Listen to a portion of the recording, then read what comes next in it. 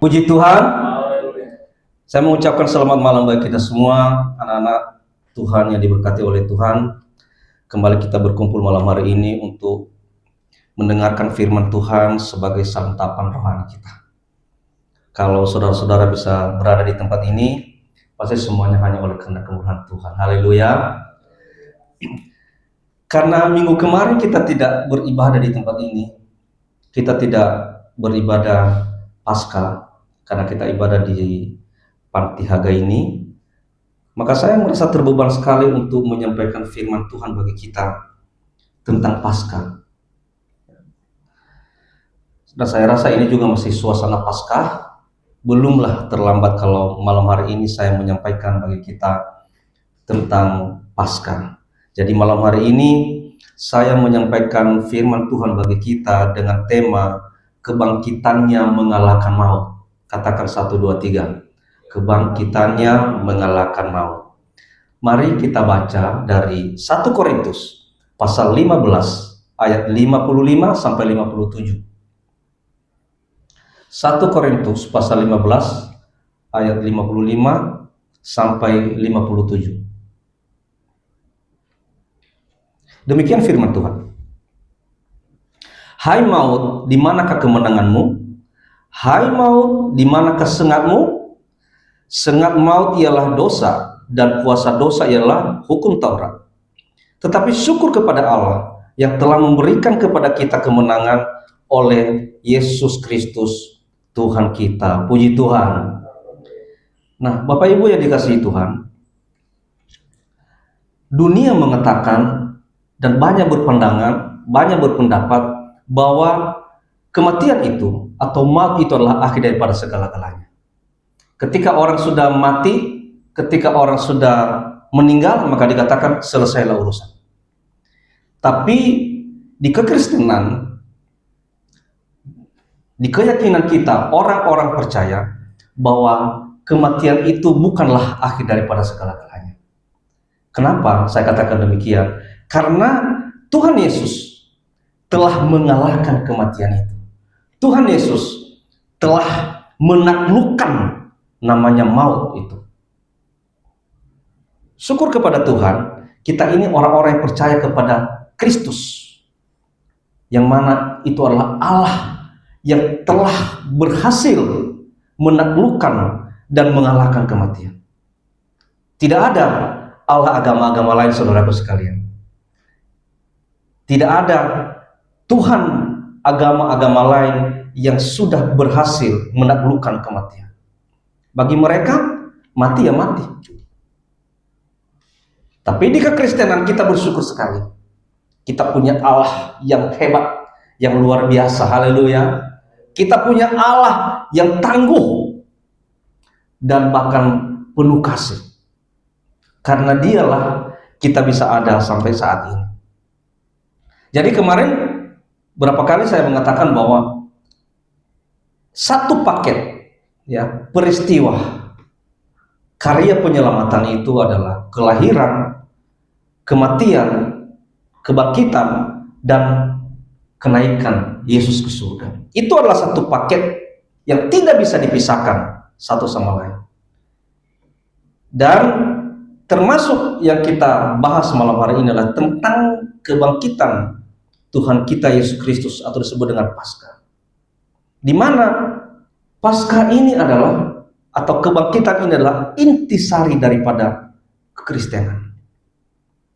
Tanpa kebangkitan Kristus, maka sia-sialah imanmu, sia-sialah imanku, sia-sialah iman kekristenan itu. Karena disitulah intisarinya. Kalau Yesus tidak bangkit pada hari ketiga, maka dikatakan Tuhanmu itu bohong. Tidak ada keselamatan, tidak ada kebangkitan bagi orang-orang percaya. Tapi dengan kebangkitan Kristus pada hari ketiga, maka itulah kemenangan bagi kita orang-orang percaya. Dengan kebangkitan Kristus, maka disitulah terbukti bahwa kematian itu telah dikalahkan. Disitulah telah terbukti bahwa dosa-dosa kita telah diampuni. Kita telah ditebus daripada dosa-dosa kita, dan kita telah diselamatkan. Makanya puji Tuhan, syukur kepada Tuhan. Kebangkitan Yesus itu menunjukkan bahwa kematian telah kalah, maut telah ditaklukkan, dan intisari kekristenan itu tidak sia-sia. Haleluya. Nah, Paskah, saudaraku sekalian, itu merupakan perayaan tertinggi dan terpenting dalam iman Kristiani. Kenapa? Karena itu memperingati kebangkitan Yesus Kristus pada hari ketiga setelah penyalibannya. Dan itu menandakan juga kemenangan atas dosa dan kematian. Secara historis, Paskah itu berakar dari bahasa atau istilahnya Pesach. Pesach itu menurut orang Yunani, menurut orang Yahudi, Pesach itu berarti melewati. Ya, masih ingatkan saudara-saudara ketika malaikat Allah ke Mesir dan dia akan membinasakan orang-orang di Mesir, dia mengatakan nanti barang siapa yang mengoleskan darah itu di pintunya, di pintu rumahnya, maka akan dilewati. Nah, dilewati itu artinya kan Paskah, itulah Paskah itu, melewati setelah di Paskah. Jadi menurut orang-orang Yahudi, istilahnya itu Pesach, yang artinya melewati. Itulah awal mula istilah Paskah ini. Nah, saudaraku, 1 Korintus pasal 15 ayat 55 sampai 57 ini ditulis oleh Rasul Paulus dan ditujukan kepada jemaat di Korintus sekitar tahun 55 sampai 56 Masehi. Orang-orang teologi pasti tahu ini, pasti udah pada hafal. Saat Paulus berada di Efesus, ketika dia sedang menjalankan misi ketiganya, ada 3 misi Paulus, dan ini dia sedang menjalankan misi ketiganya. Dia menegaskan di sini, si Paulus mengatakan bahwa Yesus Kristus telah mengalahkan kematian dan dosa. Melalui apa? Melalui kebangkitannya. Dan dia menambahkan lagi bahwa maut tidak lagi memiliki kuasa permanen atau sengat, tadi katakan ini sengat atas orang percaya. Kenapa? Sudah dikalahkan. Ya. Dan kemenangan mutlak ini diberikan oleh Allah, membebaskan manusia dari rasa takut akan kematian dan penghukuman dosa. Kalau kita melihat bagaimana sebenarnya makna kebangkitan Yesus ini. Maaf, kemarin saya tidak menyampaikan ini di Panti Asuhan Naga ini. Kenapa? Karena saya lihat audiensnya itu semua anak-anak kecil. Kalau saya menyampaikan ini, takut mereka tidak paham. Jadi kemarin itu saya hanya menyampaikan dengan cara bercanda aja, bercanda-canda gurau aja kepada mereka. Kalau saya menyampaikan kayak gini, takut nggak ngerti. Makanya saya terbeban, saya harus menyampaikan ini kepada jemaat. Ya, malam ini saya dapat kesempatan untuk bisa berbicara di hadapan saudara-saudara, maka saya menyampaikannya. Jadi, kalau kita melihat apa makna kebangkitan Yesus, makna kebangkitan Yesus kalau kita lihat bahwa yang pertama itu maut bukanlah akhir. Tadi saya sudah singgung dari awal, maut itu bukanlah akhir. Dunia mengatakan kematian, maut selesai sudah. Itulah akhir daripada kehidupan. Tapi di kekristenan, maut bukanlah akhir. Kebangkitan Yesus membuktikan bahwa maut bukanlah akhir dari segalanya. Haleluya. Masih ada orangnya, haleluya. Yesus telah mengalahkan maut dan memberikan kita harapan akan kehidupan yang kekal. Dengan Yesus mengalahkan maut, dia bangkit pada hari ketiga, itu memberikan kita harapan akan kehidupan yang kekal. Kalau saja Yesus tidak bangkit pada hari ketiga, maka harapan itu pupus sudah. Harapan itu tidak ada. Apa yang kita hadapi ketika Yesus misalnya tidak bangkit pada hari ketiga? Kebinasaan. Ya. Habis kita, binasa kita. Tapi dengan kebangkitannya, dia mengatakan, engkau punya harapan kehidupan yang kekal. Haleluya. Lalu orang bertanya-tanya begini, apa sih yang dilakukan Yesus selama 3 hari di alam maut? Yesus ngapain aja? Apa dia mati seperti manusia biasa? Ketika mati, dikubur, selesai, dimakan cacing. Apa sih yang dikerjakan Yesus selama 3 hari di alam maut? Nah, kita bahas malam ini. Yang Yesus kerjakan selama 3 hari di alam maut adalah yang pertama, dia memberitakan kemenangan. Katakan 1, 2, 3. Dia memberitakan kemenangan. Yesus turun ke dunia orang mati untuk apa? Untuk memproklamirkan kemenangannya. Bahkan dikatakan kepada roh-roh yang berada dalam penjara. Siapa roh-roh itu? Nanti akan kita bahas. Apa penjara yang dimaksud? Nanti akan kita bahas. Kita baca dulu 1 Petrus pasal 3 ayat 19 sampai 20. 1 Petrus pasal 3 ayat 19 sampai 20. Demikian firman Tuhan. Dan di dalam roh itu juga ia pergi memberitakan Injil kepada roh-roh yang di dalam penjara. 20, yaitu kepada roh-roh mereka yang dahulu pada waktu Nuh tidak taat kepada Allah. Ketika Allah tetap menanti dengan sabar waktu Nuh sedang mempersiapkan bahteranya, di mana hanya sedikit, yaitu 8 orang yang diselamatkan oleh air bah itu. Saudaraku sekalian, dikatakan di sini, dan di dalam roh itu juga ia pergi memberitakan Injil kepada roh-roh yang di dalam penjara. Banyak berpandangan begini, ketika Yesus di alam maut, dia memberitakan Injil kepada roh-roh yang terpenjara di dalam penjara. Berarti mereka punya pandangan, berarti Yesus memberikan kesempatan kepada mereka untuk selamat. Makanya Yesus memberitakan Injil. Saudaraku, ini adalah pandangan yang salah. Inilah pandangan yang keliru. Tidak ada penyelamatan yang kedua. Penyelamatan itu hanya terjadi ketika Yesus mati, ketika Yesus bangkit, dan ketika Yesus naik ke surga. Itulah penyelamatan, karya penyelamatan. Setelah itu tidak ada lagi penyelamatan yang kedua.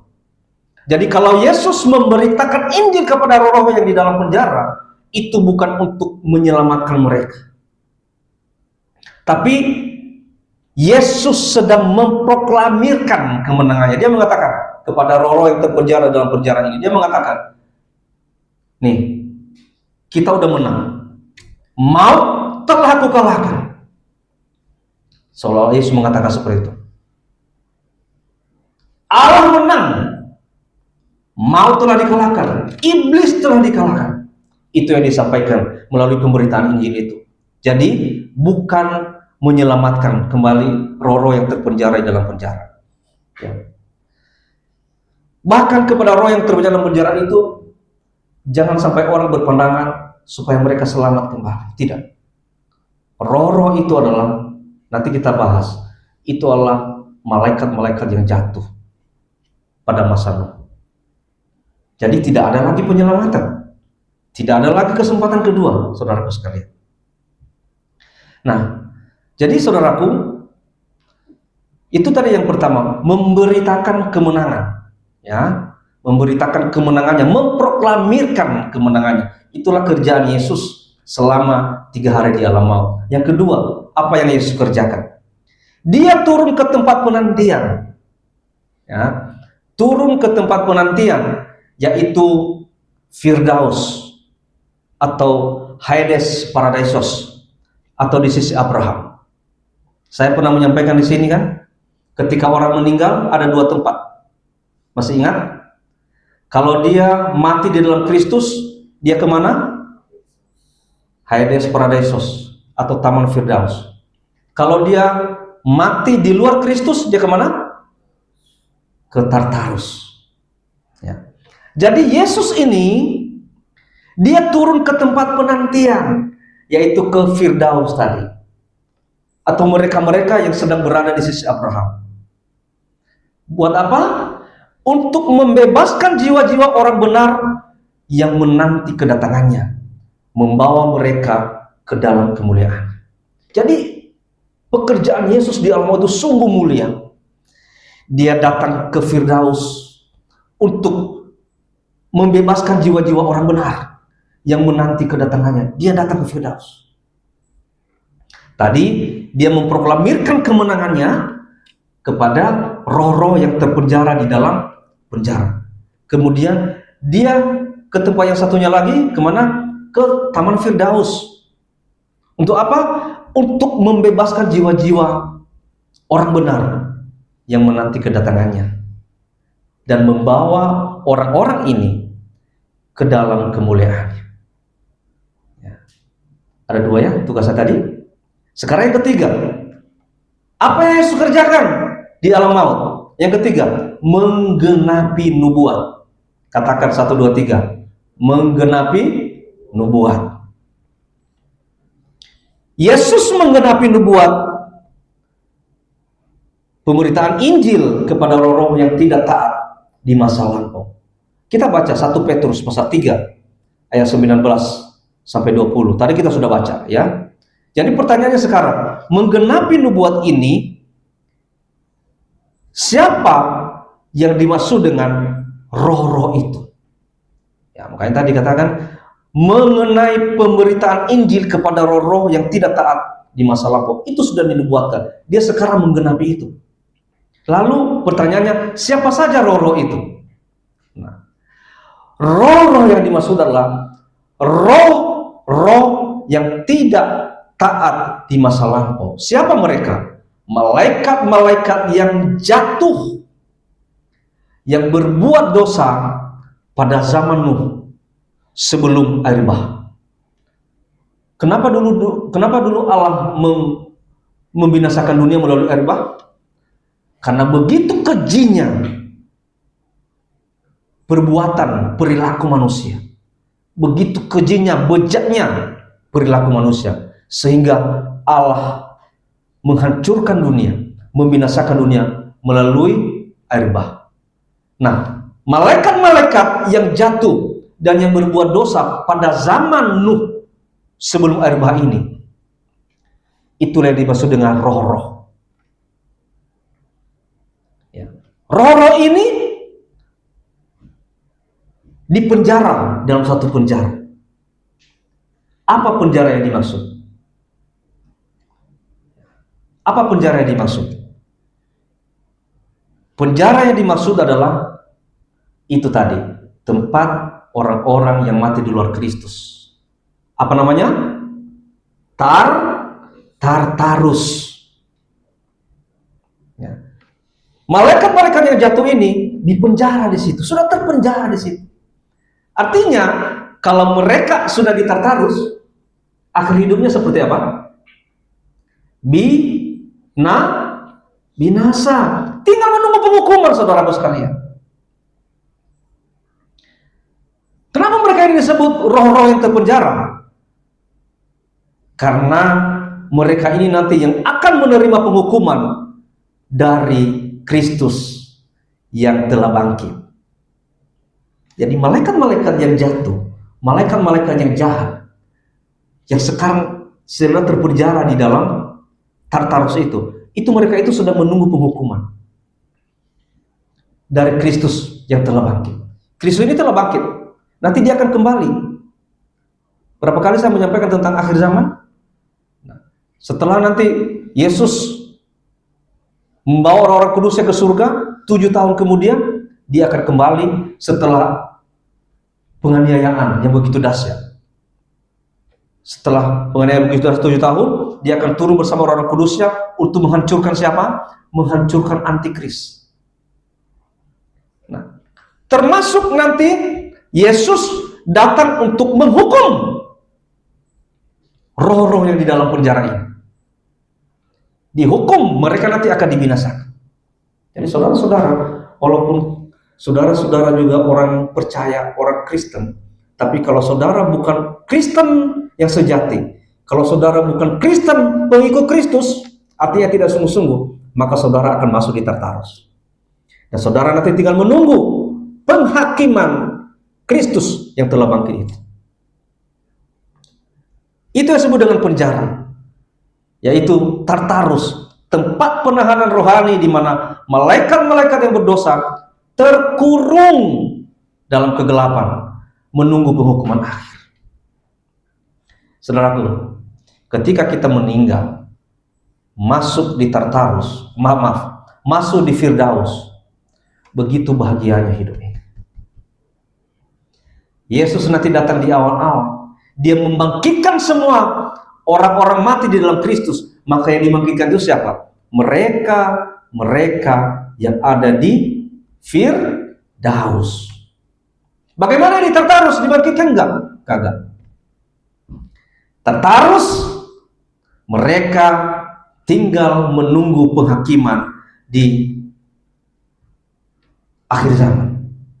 Di penghakiman terakhir baru nanti mereka dibangkitkan, tapi bukan dibangkitkan bawa ke surga, tapi dibangkitkan untuk dihukum. Saudara tinggal pilih. Saudara mau di Tartarus atau saudara mau di Firdaus? Bagaimana cara kita memilih? Bukan kayak memilih barang di pasar. Oh, aku mau ini, aku mau kue, aku mau roti. Oh, enggak gitu. Cara milihnya apa? Dari sikapmu. Engkau mau masuk Firdaus, maka engkau harus hidup benar, harus hidup kudus di hadapan Tuhan. Imanmu di dalam Kristus adalah iman yang tidak pernah tergoyahkan. Baru engkau layak masuk ke Firdaus. Kalau enggak, engkau ke Tartarus. Kalau engkau ke Tartarus, ya tinggal menunggu penghukuman. Hanya 2 tempat, tidak ada alternatif lain. Ya. Jadi itu artinya roh-roh dan penjara. Roh-roh itu adalah malaikat-malaikat yang jatuh, yang berbuat dosa pada zaman Nuh sebelum air bah, dan penjara itu adalah Tartarus, tempat penantian orang-orang yang mati di luar Kristus, yang menunggu penghukuman dari Kristus yang telah dibangkitkan. Haleluya. Yang berikutnya, apa yang dikerjakan Yesus di alam maut? Mengambil kunci maut. Itu yang Yesus kerjakan. Yesus mengambil kunci maut. Dia menegaskan bahwa ia memegang kunci maut dan kerajaan maut. Jadi yang memegang kunci maut dan kerajaan maut itu nanti Yesus Kristus. Ya. Ini menunjukkan bahwa maut telah dikalahkan sepenuhnya. Maut sudah di bawah kuasa Kristus. Jadi di alam maut itu dia mengambil kunci maut. Kalau kunci maut sudah diambil, siapa lagi yang berkuasa? Nggak ada. Ini menunjukkan bahwa Yesus Kristus yang berkuasa di langit, di bumi, di alam semesta ini. Tidak ada yang berkuasa daripada Dia. Jadi salah saudara kalau ada yang tidak percaya kepada Kristus. Saudara keliru kalau meragukan Yesus. No, kunci maut sudah diambil. Artinya maut aja sudah dikuasai, sudah dikalahkan dengan kebangkitan. Langit pasti Dia pemiliknya, karena Dia penciptanya. Jadi tidak ada lagi yang berkuasa di luar daripada Yesus. Lalu kalau di mana? Kan katanya kan ada Allah, ada Yesus. Terus Allah siapa? Yesus siapa? Masih aja dipergunjingkan sampai sekarang. Udah dijelaskan berkali-kali, tapi bebal ya, namanya juga dunia itu bebal. Kalau dikasih tahu, Yesus itu adalah firman yang telah menjadi manusia. Kenapa dikatakan anak? Karena dari awalnya dia bersama-sama dengan Bapa. di dalam Bapa. Makanya dikatakan anak. Lalu dikatakan kenapa anak? Karena dia keluar dari Bapa. Makanya dikatakan anak. Bukannya Allah itu kawin, bukannya dia nikah lalu melahirkan Yesus. Bukan. Karena dia itu bersama-sama dengan Allah dari mulanya. Makanya dikatakan firman itu adalah Allah dan Allah itu adalah firman. Dia bersama-sama dari awal. Jadi nanti di surga itu pun yang terlihat bukan Allah itu roh. Yang terlihat itu adalah Yesus. Nanti di surga yang terlihat Yesus, yang menghakimi Yesus. Siapa Yesus? Yesus itu adalah Allah itu sendiri, firman yang telah menjadi manusia. Itu. Ya. Jadi dia mengambil kunci maut. Itu membuktikan bahwa dia berkuasa dan dia telah mengalahkan maut itu. Itulah yang dikerjakan oleh Yesus selama di alam maut. Dan berikutnya, makna kebangkitan Yesus selain maut bukanlah akhir, adalah kebangkitannya itu memberikan kita kemenangan. Jadi saudaraku, melalui kebangkitan Yesus, Yesus telah mengalahkan kuasa dosa dan maut. Jadi kita dapat memiliki kemenangan atas dosa dan maut melalui iman kita kepadanya. Kalau engkau mau mengalahkan dosa, kalau engkau mau mengalahkan maut, bagaimana caranya? Iman kepada Kristus. Kalau engkau tidak beriman kepada Kristus, meragukan kuasanya, maka engkau tidak akan bisa mengalahkan dosa. Engkau tidak akan bisa mengalahkan maut itu. Bahkan maut itu akan mengalahkan. Ya, saudaraku. Jadi imanmu kepada Kristus itulah yang mengalahkan dosa dan maut. Dan terakhir, apa makna kebangkitannya? Menunjukkan bahwa kita adalah pemenang. Katakan 1, 2, 3. Menunjukkan bahwa kita adalah pemenang. Kebangkitan Yesus menunjukkan kita orang-orang percaya adalah pemenang. Ya. Sebagai orang Kristen, kita adalah pemenang karena kebangkitan Yesus. Kita tidak perlu takut lagi akan maut, karena maut telah dikalahkan oleh Yesus. Ketika kita mengakhiri hidup kita di dunia ini, kita meninggal, kita tidak perlu takut. Kenapa? Kita tidak akan binasa. Justru ketika kita meninggalkan dunia ini, kita masuk dalam kehidupan yang sebenarnya. Di mana kehidupan yang sebenarnya? Engkau masuk di Taman Firdaus. Taman Firdaus itu apa sih? Tadi saya katakan penantian orang-orang percaya. Tapi Taman Firdaus itu juga adalah gambaran kerajaan surga. Jadi ketika kita meninggalkan dunia ini, dari segala kelelahan kita, keletihan kita, jerih lelah kita, yang tidak lagi merasakan namanya cicilan, tidak merasakan lagi namanya utang, tidak merasakan lagi namanya lapar, susah, sedih, tidak merasakan lagi. Kita tinggalkan semua. Kita tinggalkan semua itu. Justru kita masuk dalam kehidupan yang baru, kehidupan yang enak, kehidupan yang nikmat, kehidupan yang sukacita, yaitu di Taman Firdaus. Makanya dikatakan kitalah pemenang. Orang-orang yang masih menaruh imannya ke dalam Kristus, yang menjaga kekudusannya dengan kebangkitan Yesus, kita adalah pemenangnya. Haleluya. Maut telah dikalahkan oleh Yesus.